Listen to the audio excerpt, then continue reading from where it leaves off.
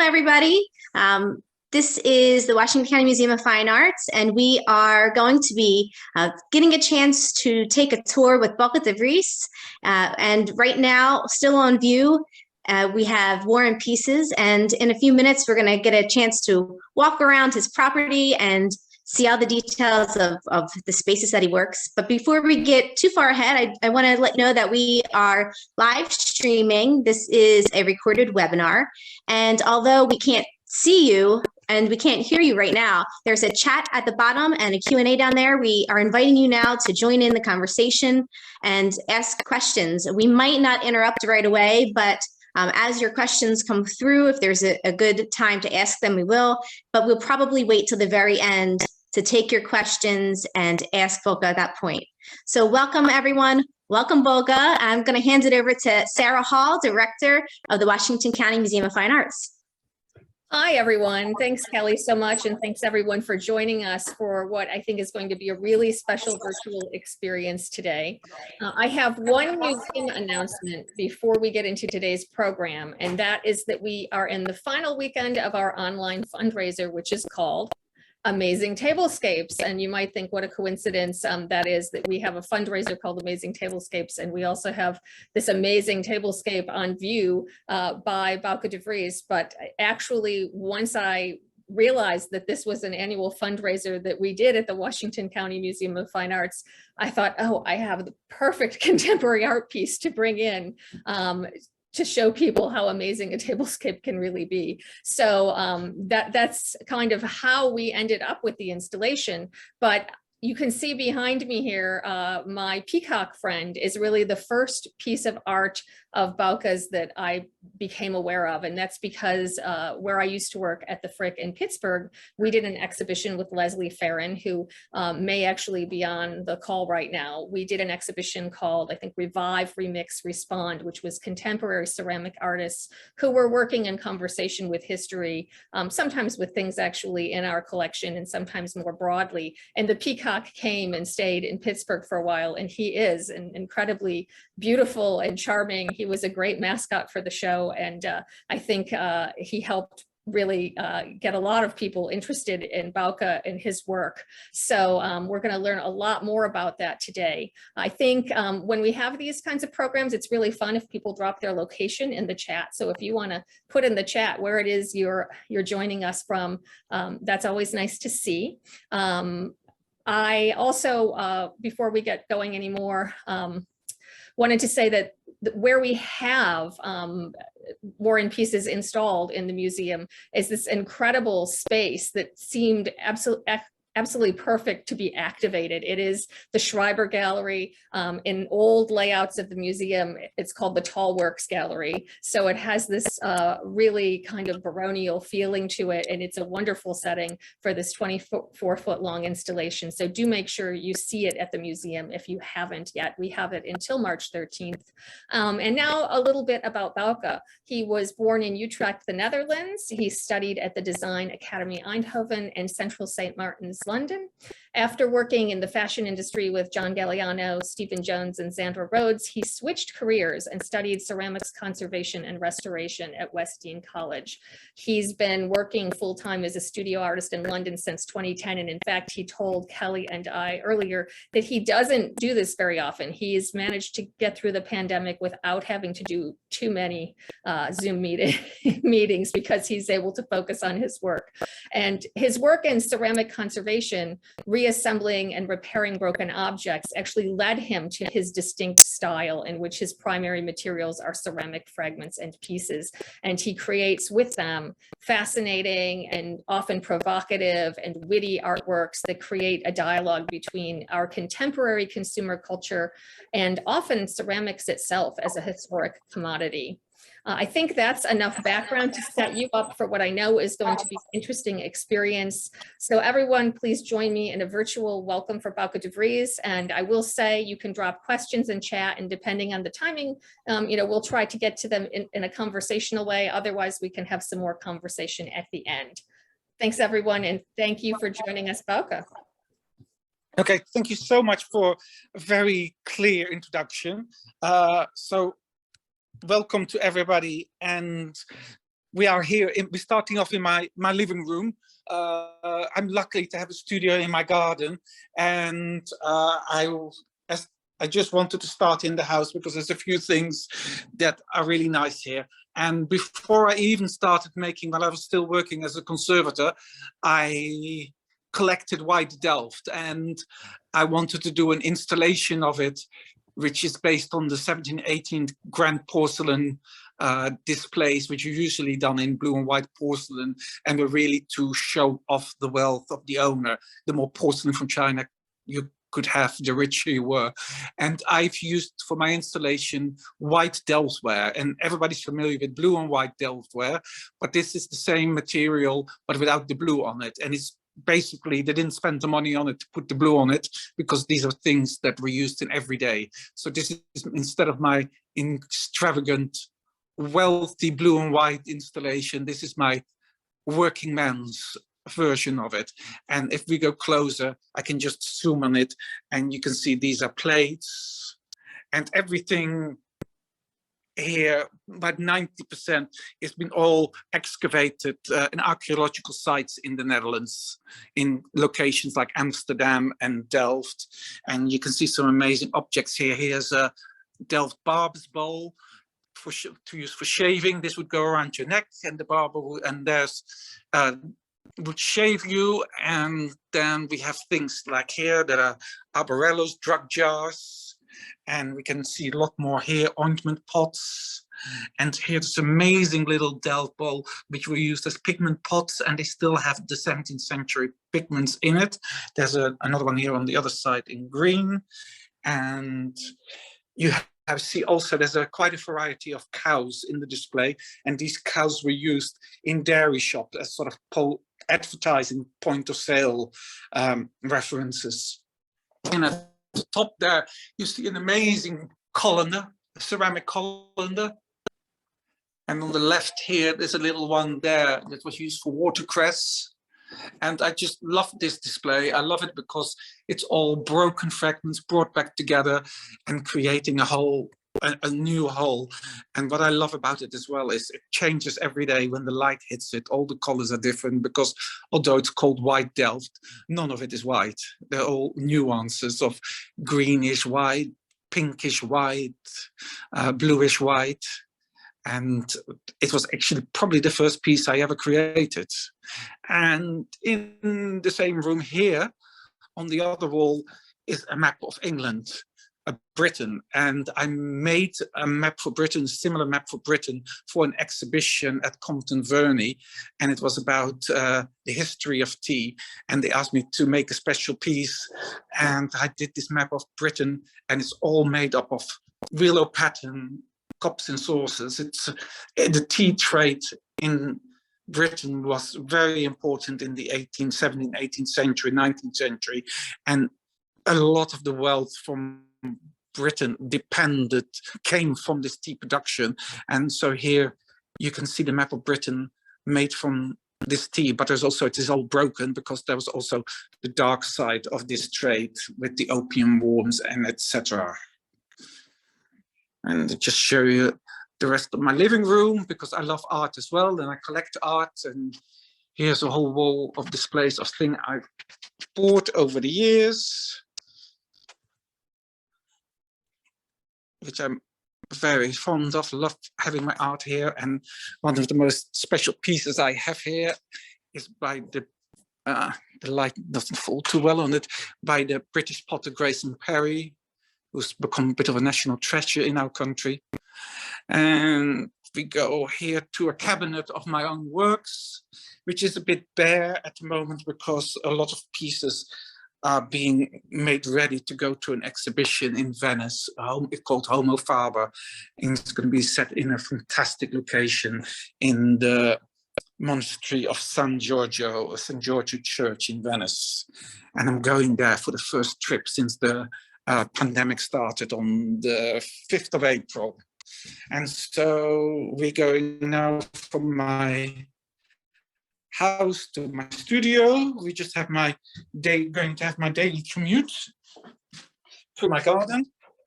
I'm very lucky to actually have found a house in central London with a 120-foot garden, which is very unusual in London, and it's made it possible. It's a bit too dark to see anything, but it's made it possible for me to build a studio in my garden. And so I've got a wonderful life-work balance. And during the pandemic, it was just totally, although I know how horrible the pandemic was, but I was very fortunate to be able to work and live in the same place. And so like this is room 1. And then there is room 2. Oops, and I'll go, we're going to look at all the things in more detail. And there's room 3 where I store things and clean things. But we go back to the first room and just close the door because it's quite chilly tonight. And one of the pieces here is the very first piece I made. And it was one of those things, I always wanted to make my own things, and I'd never found the right angle. And then I thought, why not work with what you know? And I'm a restorer, so why don't I work with broken things? And as many people have, they have things that they love that get broken and they can't bear to throw it away, and it ends up in a bag in a cupboard. And although I'm a restorer, I could have fixed this myself, but it's a bit like a busman's holiday to actually repair your own things. And so I decided to make an object in which it looks like the object is in the process of being in the breaking process going on. And I used a technique which they use in archaeological restorations. If they have large sections of a pot missing and they have a fragment that fits in that empty space, they often utilize technique of using a perspex dowel to place segment in the missing floating feeling. And that's what I did with this piece. And it's not in its total complete form because the base has already been packed away, but I left it unpacked. So you could see it, and then I added a little heart on it because for me all these objects have a heart, and the heart comes out right when it's broken. I'm going to interrupt for a second. Yes. Yeah. Can you hear me? I wanted to say that I've had the opportunity, Kelly probably more so than me, but of watching school children in the room with War and Pieces. And I heard one little girl say, and one of the things I say all the time as a museum director is about how art engages us in conversations about our world. And one of the things this little girl said was, I learned from this that you can make something beautiful out of things that are broken. So, I mean, that's a wonderful lesson. It's just a wonderful lesson. That's a very good observation. That's exactly what I'm trying to do. And I must say, War and Pieces has been such a source of communication. It's just the National Trust in England, one of the houses where I had it, they had a commons book, and it was just amazing. The commons children came out with and little drawings they did in the book, and it was just fantastic. And you know, if kids can take something away from it, that's the best thing. That's when the work is doing its job.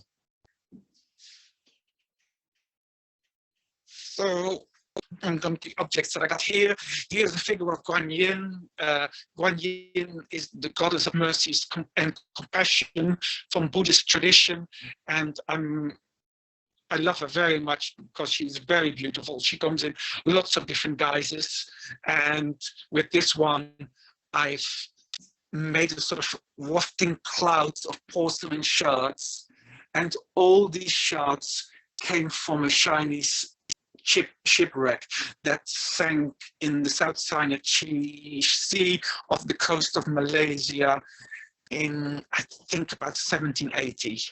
And a diver, with permission from the Malaysian government, was allowed to dive, and the government kept all of the pieces, and he was allowed to sell some. Of course, I wasn't interested in the perfect pieces, but I asked them if he had any broken fragments. So I bought all these broken fragments from him.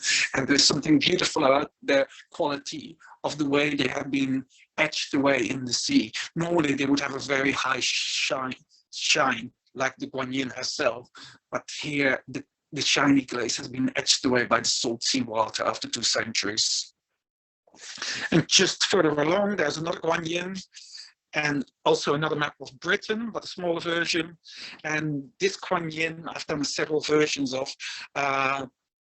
I've taken, she's called the Wikipedia guanyin, because I've taken the text that is written of her in Wikipedia, had ceramic transfers made of them, and put every word on in order that it's in Wikipedia, and then have it refired. And you can actually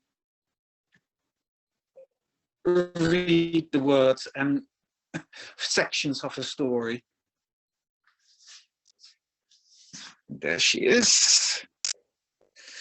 And you can see here, the packing cases are ready to go for the guanyin there. So after this weekend, after this session, they're going to be wrapped up and they're going to be on their way to Venice, I think in a week or 2. And another theme of regular use is the teapots. And this is a very simple 18th century Staffordshire blackware teapot. And I use the butterflies in them. I've used butterflies quite a lot in my work, because in Dutch still life paintings from the 17th century, you see often insects and animals and fruit and flowers, and all these have special meanings. And the symbolism for the butterfly is the rebirth of Christ. Like a butterfly gets reborn from the larvae, Jesus is reborn. And so when you see a butterfly in still life, when you look at still lives again, that's the reference. And I think sort of my objects are reborn from the fragments, and that's expressed by the butterflies within them. This one is about to go off to my dealer in Holland, as well as this piece. And this piece is what I call a memory vessel. The idea for this, the genesis of this idea was when I did a student placement at the Victoria and Albert Museum in London, when I was a student to do at my restoration course. And they asked me to work on a Roman cinerary, on a beautiful 2,000-year-old glass urn, which would have contained ashes after cremation. And it was very, very beautiful. And I kept that idea with me. And when I started making my own pieces, that idea came back. And I thought, what if you can have a cinerary urn to a broken vase itself? So I find broken vases, and I would just say that all the pieces that I use are already broken. They already have been broken to an extent that makes them much less valuable. I still have to pay sometimes good prices for them, for rarer things, but they are already broken. And I then put them back together temporarily, and they go to a scientific glass blower that I use, and they make an exact replica of these pieces. And then it comes back to me. I take the broken vase apart, clean it all up, and then I mount the fragments inside the glass casing. And so the glass becomes a memory of its former self, a sort of a memory. And there's a few more of these that are ready to go on their way to Holland. There's a Delft Tobacco Jar, and that also contains clay pipes from the 18th century. And 18th century Chinese family fared rouleau vase, and a blackware Chinese porcelain vase, also from the 18th century. These sort of have become an ongoing series. Whenever I find a really good quality piece that is suitable for this treatment, I do them, and they starting to go all over the world. And actually, during the pandemic, one of these pieces went on Instagram viral, and it was quite extraordinary. People reposted it, and it got 50,000 likes on one and 40,000 on another. And I think it must have been reposted now for about 150, 200 times for anybody who means anything to this. And just even more extraordinary, I got up to now, I got 3 people that had the image tattooed on their body. And so we go further. There's a few more memory vessels, and then we actually might as well stop with this. This is not a ceramic, but this is a bronze, but it's based on a ceramic piece. And this is a third scale model, a limited edition of a piece I just recently installed at University College outside. It's my first public sculptural piece that I have done. And University College London started an arts program with things that, objects that are art pieces that are based on the history of the university. And what I did for this piece was I looked at the history, and there, during the 19th century and around the 1860s, 5 students studied at University College from Japan. This was at a time when Japan was still a closed society and people weren't allowed to leave Japan. And they illegally left the country. They studied at University College, and it was the only university in the UK they could go to, because other universities you would have to have Anglican religion. You had to be Anglican, and University College was set up by Jeremy Bentham, and it was a non-religious, a secular university. So they studied there for 5 months, and some of them went to Germany, some other ones, and they went back to Japan. And one of them became the first prime minister of the Meiji period. Another one developed the whole railway infrastructure in Japan, and they were very important to the history of Japan. Although it was a very anarchistic time in Japan at that time, and the one that came first prime minister of the Meiji period is acknowledged to have at least assassinated one person, which is rather a strange idea to think of one's prime minister or president being in power having assassinated something. But there were different times then, and there was another aspect to the idea. So I look at Japan as a fractured society, and I use a lot of fractured objects in my work. And then there also is a lot of research being done in University College with Japan on earthquakes, because there's, of course, is a very dominant fault line that runs through Japan. So I looked at all these fractural pieces, and I used the shape of a 17th century Arita bottle, and I fragmented it. But in this case, the fragments form the islands of Japan going around the piece. And so this is now installed on the Japanese, what is called the Japanese courtyard in University College London. And the whole piece with the base is, oh God, that's 3 meters. That is 9 feet tall. Yeah, 9, 10 feet tall. I'm just trying feet.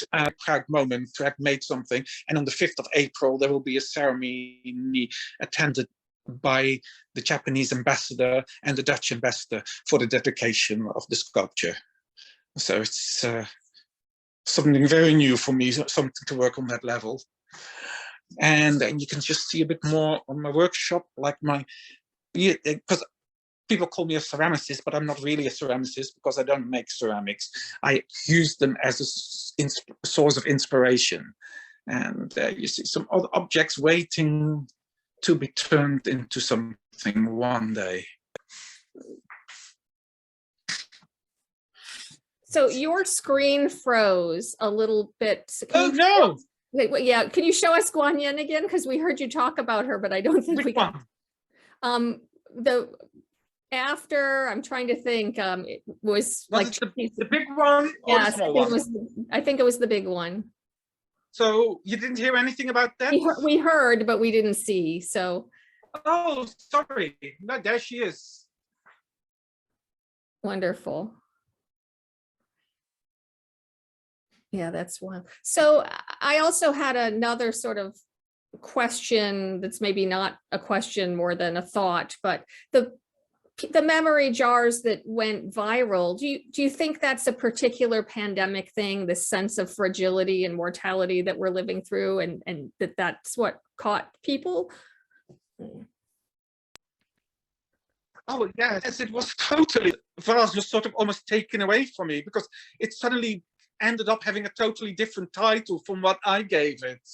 And that's what everybody was referring to it. Somebody had called it broken but still together.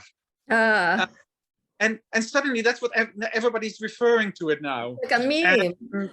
And then so many comments. I was reading all these comments. People say, "This is how I'm feeling," and yeah, this is exemplifying the situation we were finding ourselves in. And you know, I started making the memories vessels 10 years ago or 8 years ago. So I never had that intention in mind. For me, it was all about memory and poetry. But you know, if people want to see that in it again, like War and Pieces, people are allowed to. The object is doing its work. People are talking about it.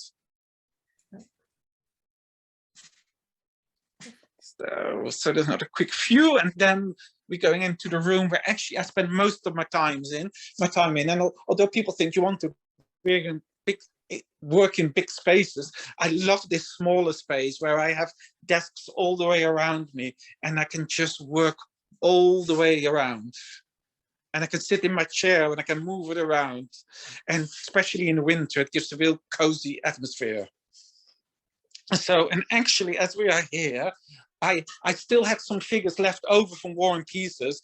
And as I just finished them, I've made a couple of tableaus with some of the leftover figures. I just did them for fun myself.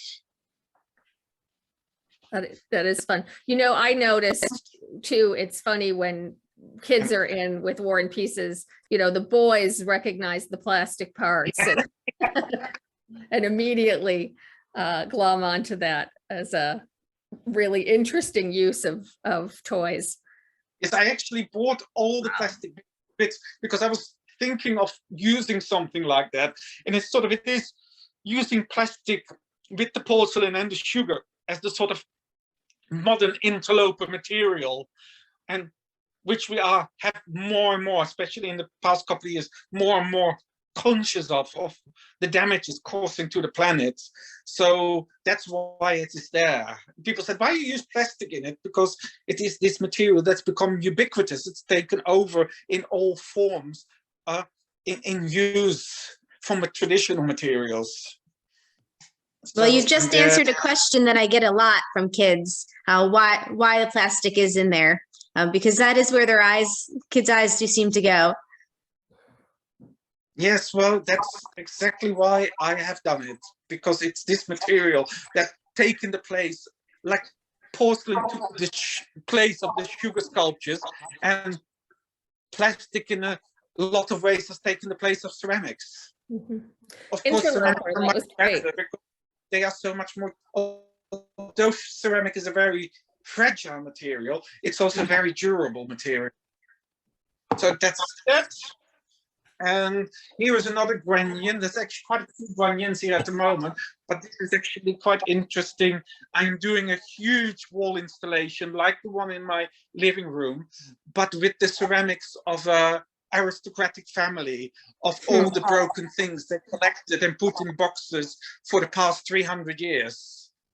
And so here is a piece I made for them for their new living room, which contains all broken family porcelain. Everything is from the house and was all in bags in the basement, or the cellar. Really, it's not a basement, it's a proper cellar. And there is this flower as well that I've made for the mother-in-law of the current owner, and this is all made from shards of tea bowls and cups and saucers. I love it. And I made it into a flower. And so again, it's about giving it a new life. It's regrowing itself. And I made a beautiful little base for it, which isn't here, but the mother-in-law of the current owner, she was very meticulous in recording all the broken pieces. And there you can see broken, incomplete, February 79.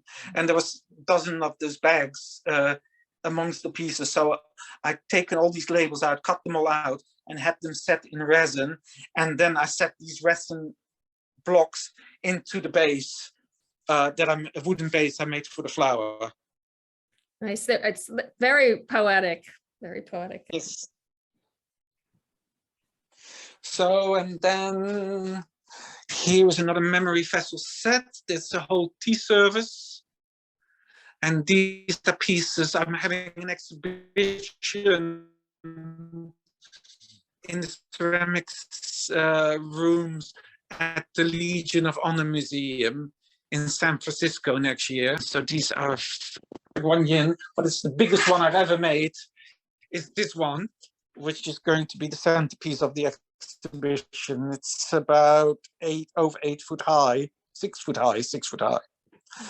And this amazing collection of broken plates. One of the dealers that I still do some ceramic restoration for, a very top dealer, had a whole pile of, he was having a clear out, and he was going to put all the broken plates into auction and get some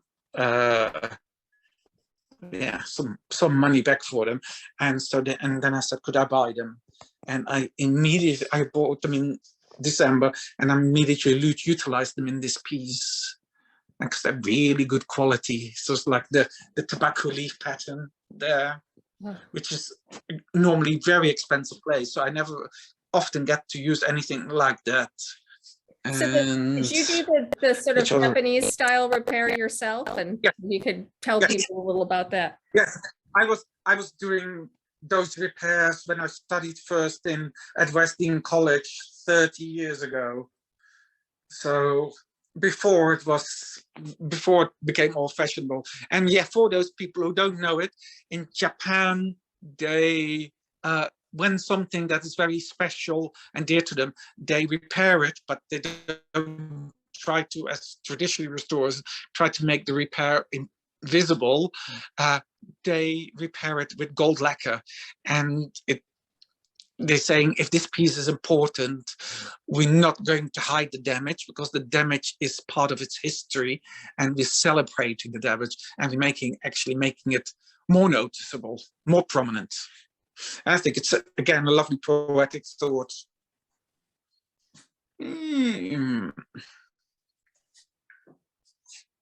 It's quite, the bronze sculpture was done outside my studio because it had to be done by specialists, but I rarely do pieces this size, of this scale, in my studio. It's been really fun to do. And then there's one more piece that I'm working on, this piece I've made also during lockdown. And it's a sort of abstract self-portrait of me and my ceramic works. And for that, I used the white Delft that I used in the installation in the house. And these are white Delft tiles. And again, they were all broken when they were taken out of houses, as they're often done. A lot of them get stripped out of houses and then they get resold. But of course, in chiseling them out, a lot of them get damaged. But because tiles are too thick, I then go through the process of cutting the glaze off the body of the tile, which is a horrible job. It takes hours and hours and hours and hours, and you have to do it with water to cut the ceramic tiles, and it makes a total mess. But I love the effect of all these colors of little pieces of white Delft. And there's my head breaking open and my brains in there, which actually parch handles. Oh, that's funny.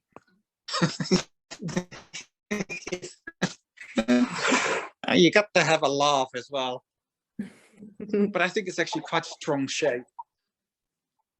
I do love all that surface variation.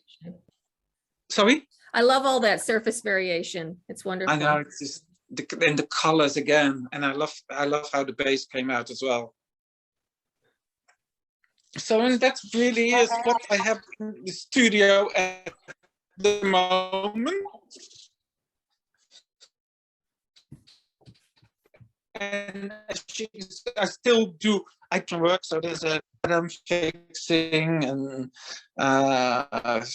some Cantonese enamels.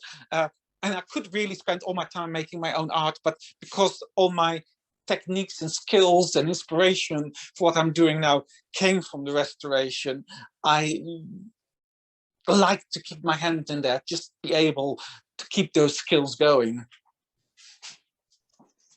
I think there's some more. I don't think there's anything much more here. That there's some finished pieces, some beautiful Islamic dishes. So, I mean, I get really beautiful things. There's a beautiful Lucy Reeve vase. There's the English potter. She died about 30 years ago, but her work is becoming more and more collectible and starting to make huge prices.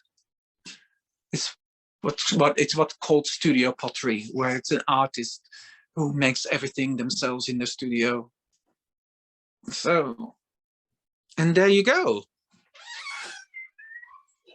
That was wonderful. So that's a little bit of insight of what I do in my studio every day.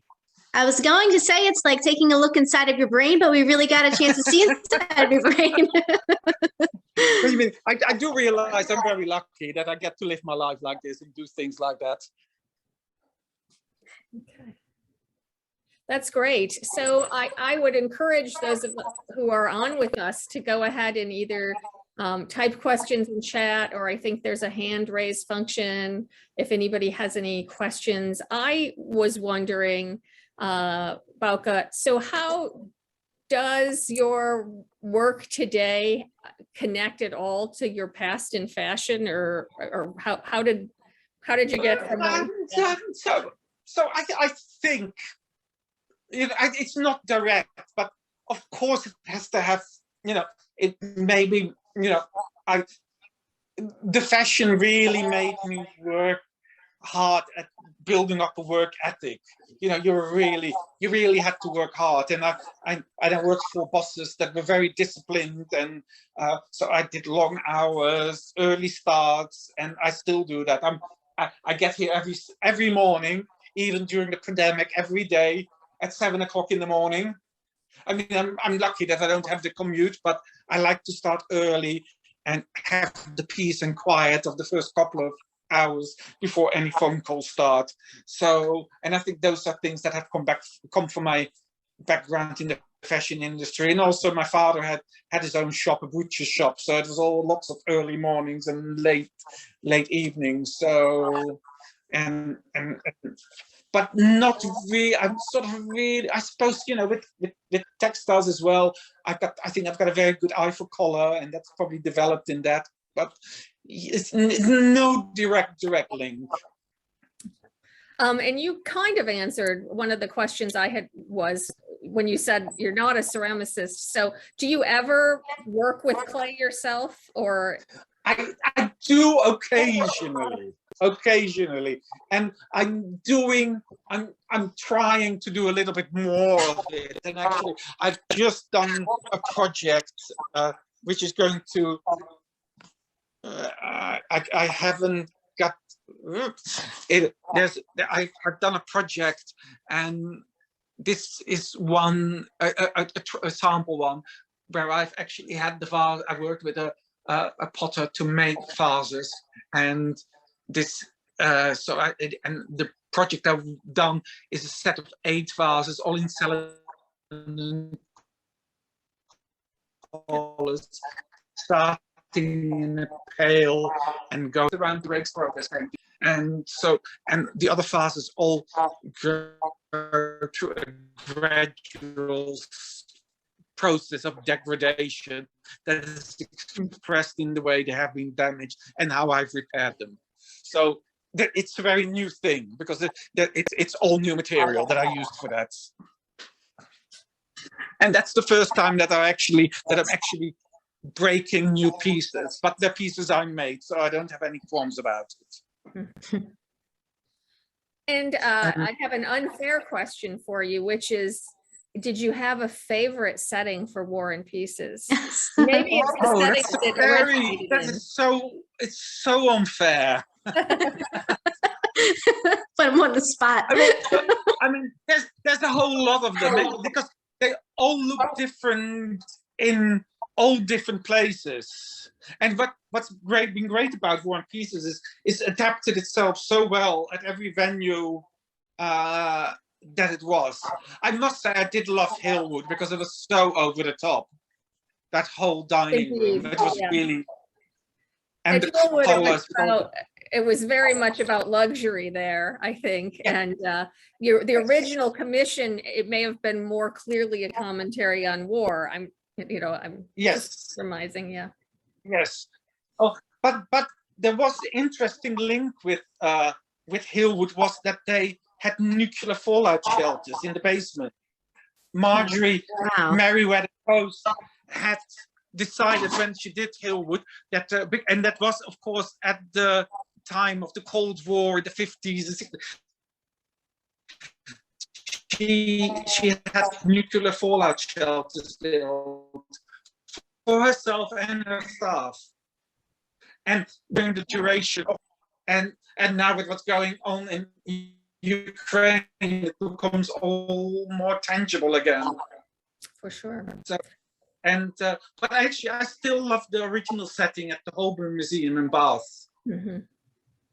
That still has a, and this year it's 10 years ago since I made it, and and it was only made for 6 months, 3 months, and then it was going to be packed away in boxes. And I thought, well, that's really quite a shame. And so we came up with a plan. We approached the Charlottenburg Palace in Germany, and from there it's been non-stop traveling pretty much. And I think you are the 15th location. Well, I prompt people again to put your questions in the chat if you want. Kelly, do you want to do a quick screen share and show folks what War and Pieces looks like? I know we have somebody who for sure on the call who hasn't seen the show because she's on this call from Tasmania. Yeah, I saw that. So this is a close-up. I'm just gonna, this is what it looks like. This is where it is right now in our master's gallery. So it just kind of gives you an idea of just how big it is. And for people who don't know, the idea is that installation is based on table settings that aristocracy, kings and queens would have during the 17th and 18th century. And these were these elaborate centerpieces. And originally they were made in sugar paste. And then when they discovered porcelain at Meissen, they were made in porcelain, and there were whole temples were built and castles and nature scenes with figurines and everything. So there's famous one which had a sort of river running through it at Brighton, at the Royal Pavilion in Brighton.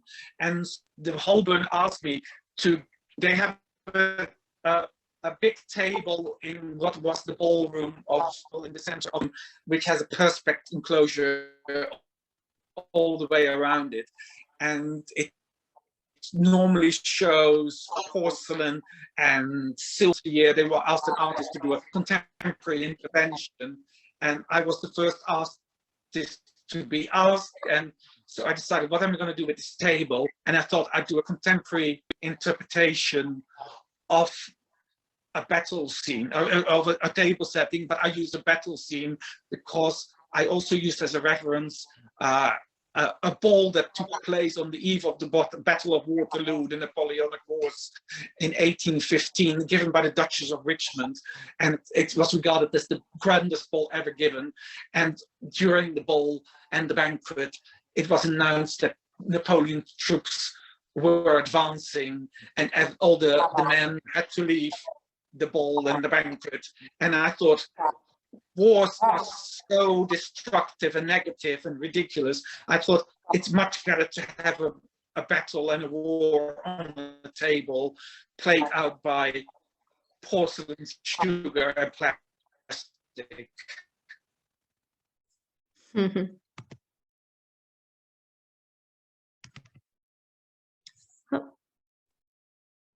And as a centerpiece for it, I use the most so what I want to, which I'm always interested in doing, this dichotomy of making something that's so horrible, make it look beautiful.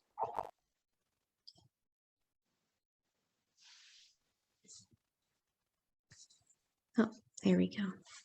Yeah. And I love it in settings like that with the historical paintings. It's so beautiful. I think, are we frozen there? Let me stop the share. Okay, there we go. My screen froze up a little bit. I'm sorry. I'm glad that I kept Great. Well, were there any other questions? Okay, good. Oh, Sarah, you're muted.